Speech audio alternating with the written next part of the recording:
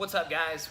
Brian Wilson, owner of Forc Martial Arts in Russellville, Arkansas, and I'm going to be dropping a little vlog topic for you here today. Thanks for watching. Listen back to some of our other vlog topics we did on training with Jack Toffer, training with Hickson Gracie, what that was like, how awesome it was, sandbagging in Jiu-Jitsu, what is a martial arts association or Jiu-Jitsu association. And today's topic, which will be our 5th vlog, is going to be, how does Jiu-Jitsu Rank work? Well, the answer is, depends on where you're training. Everybody does it differently. Some people like to do it this way, and this is not how we do it at our academy, but a lot of academies do this. They do, basically, I see my buddy over here, a student of mine, he's been doing really good. He comes to class all the time. Doesn't have any tips on his white belt though. But man, has he been doing good? I just saw him, get a submission on a 4-tip white belt, and that blue belt didn't tap him, and man, he's doing really good. It just stands out in that class. So what you'll see a lot of people do is at the end of that class, everybody lines up and it's, hey, George, and you were doing awesome. George is actually a blue belt at our school, but whatever. Man, I just noticed you were doing awesome. You're such a good teammate. Come in all the time. We were going to put a degree, a tip, a stripe. Basically, it's a piece of tape on a black sleeve on your belt. It's 4 pieces of tape that go on that sleeve before you're ready to promote, right? So it's just kind of the degrees give some insight to your progression, okay? I'm here to tell you that people get all sorts of bent up and pin up about those pieces of tape on their belt. It's an important thing that needs to happen for them, okay? And I'm not saying everybody's that way, but it is surprising how much it means to people, and I think it's important. I think that those pieces of tape are important, because I see that people look at them and they see some level of progress, they see some degree of progress. A lot of people that, Americans, blah, blah, blah. Yeah, well, sort of.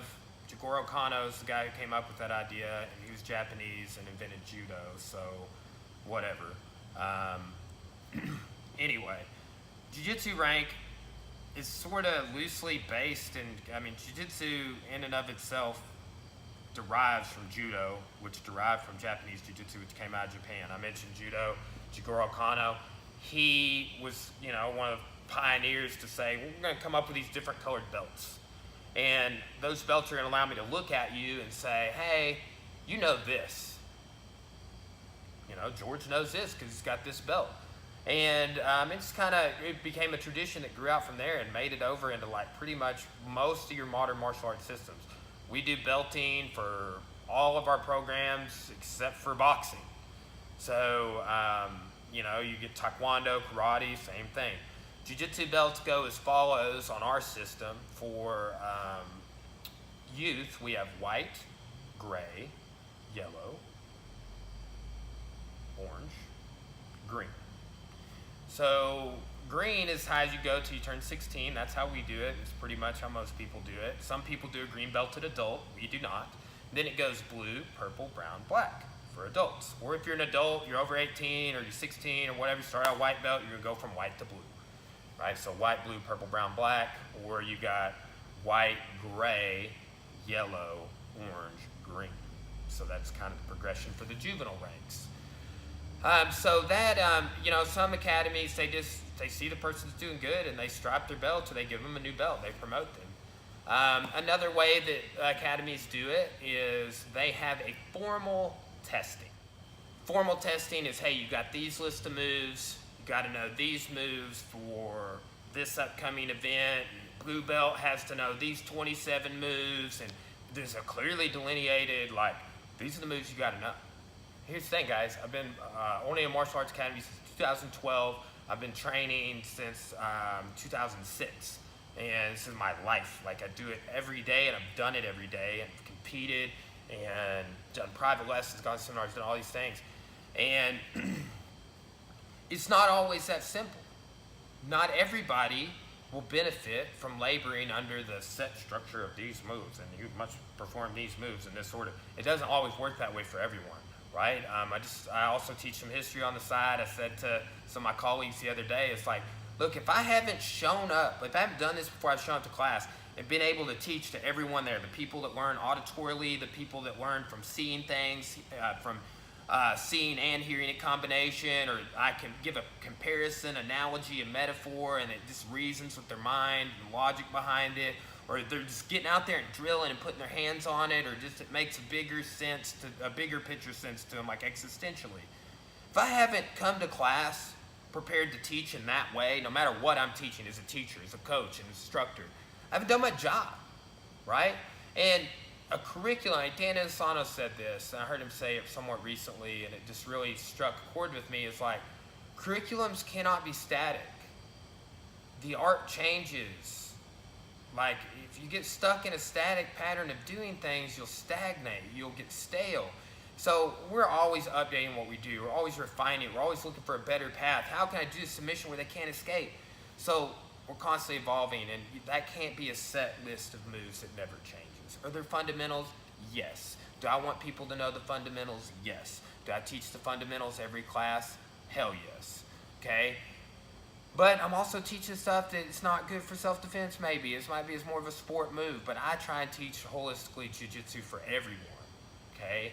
It's not everybody's going to compete, but my idea is that I want everybody to rank, right? I want everybody to be on a path to setting goals for themselves, and that is what rank is very helpful to do. It gives you a path. It gives you a way to set a goal and meet it. Like, okay, well, here's these straps on my belt. Like, I got 3 of them. I heard coach say that after 4, it's a new belt. What happened? My coach always says this, like, and he says a couple of things that just really strike a chord in me. It's like, not all belts are created equal. That's a true statement, okay? But the 45-year-old brown belt or purple belt or blue belt, not going to be like the 25-year-old. Some of them might be kind of close, but I mean, it's a thing. We just disinclude the 45-year-old guy? No. Is he going to be as physically imposing as the athlete that's competing and he's a hobby player? No. He's put in his time and he's put in his time. Do they both get to be such and such rank? No, there's some requirements they got to meet, but fundamentally, yes. Not all belts are created equal. Also, like, a belt is not a list of things you know as much as like a state of being that has to do with technical information, your character as a human being, what kind of teammates you are, and all of these different things. So the belt in and of itself is something that you don't chase it, right? And this is what he always says, that Mr. Dream, my coach, you go watch when we did the vlog on what is it, a martial arts association, we kind of talk about Mr. Dream, but he says, don't chase the belt. Let the belt chase you, right? Don't be worried about your next tip. Don't be worried about your next promotion. Be worried about being a good teammate. Be worried about coming to class. Be worried about getting better. Be worried about all of these little things, little skirmishes and battles. Like, man, okay, I'm not going to get submitted, but I'm going to tap if it gets my arm locked out. Like, little things like that, not being stubborn, okay? So the formal testing model, that's definitely a way people do it. I don't necessarily agree with it. We have kind of a thematic approach that we take at our gym.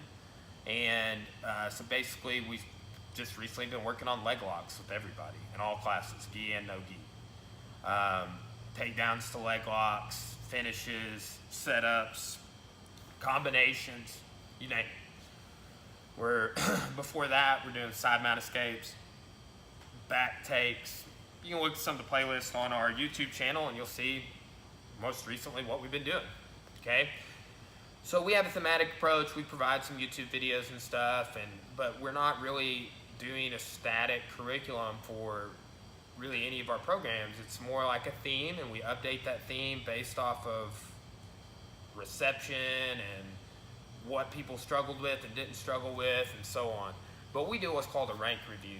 And basically what we do with that is I have my instructor, Mr. Drain, come in, who's a 4th degree black belt. He's a first black belt in Jiu-Jitsu in Arkansas. So he's a great resource.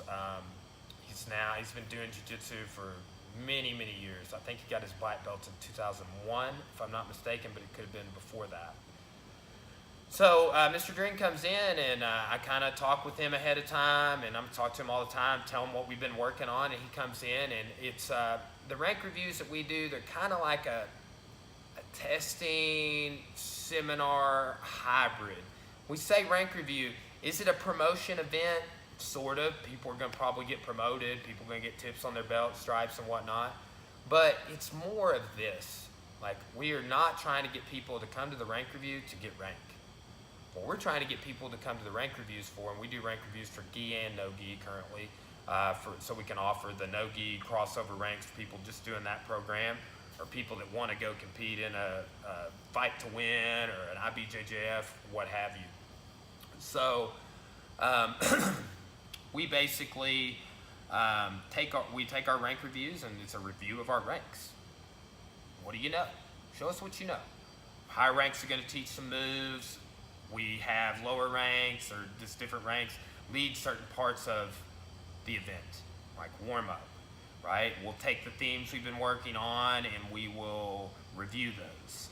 Okay, guys, I want everybody to work on guard passes. One time I was at a rank review, we did it this way. It was a spread of ranks. I was a brown belt at the time, and there was white, blue, purple, brown, and black belts at the rank review. Okay, guys, we're working on guard pass. I want the white belts already led the warm up. My coach like, I want the blue belts to show a basic guard pass, close guard. Let's see what you like. Okay, hey, purple belt, you add on to that. Hey, brown belt, you add on to that. The other brown belt, you add on to that. So like, he had a couple of the higher ranks, maybe 5 total people, and then he concludes with his thoughts on the situation. And hey, guys, let's work on that. Everybody work on your guard passes. Advanced ranks, be working on different guard passes you like to do. Work on the things we talked about. Lower ranks, if you only know 1 or 2 guard passes, do that guard pass. And it's myself and my coach sitting back and looking at the ranks, reviewing them, getting down on the floor and drilling with them, coaching them, helping them refine their technique, teaching, oh, hey guys, I noticed that everybody was messing up their posture on the guard pass. Let's review that real quick.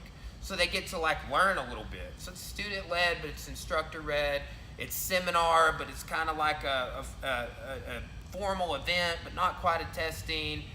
It's not a guaranteed promise of rank.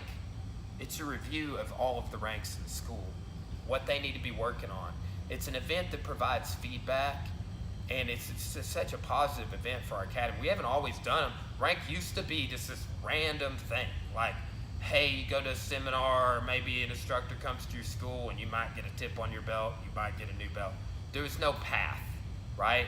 As I mentioned earlier, people see those tips on their belts and they're like, man, that's the path to this. That's what I'm wanting to do. I'm wanting to earn my black belt someday. I can kind of see a path, right?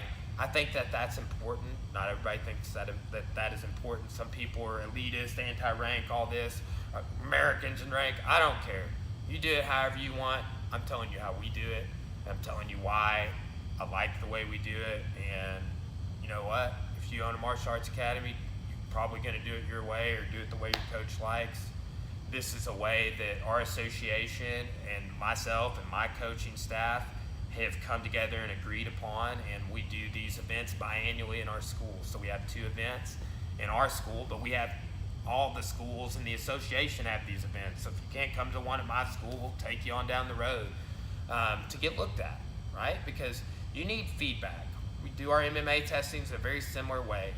You get a feedback sheet at the end, like, hey, here's some notes on your kickboxing combos. You need to work on this. And so it's just an event that if you come to it, you take ownership of it.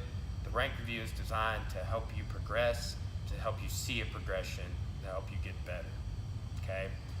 So thanks so much for listening, guys. Follow our vlog. We've got playlists on our YouTube channel. We put out instructional videos, voiceovers, different things of the techniques that we're working on. So shoot us a comment or a message and let us know if you would like to see any technique videos or vlog topics, and we will work on getting those out for you. Thank you so much for listening. See you guys next time.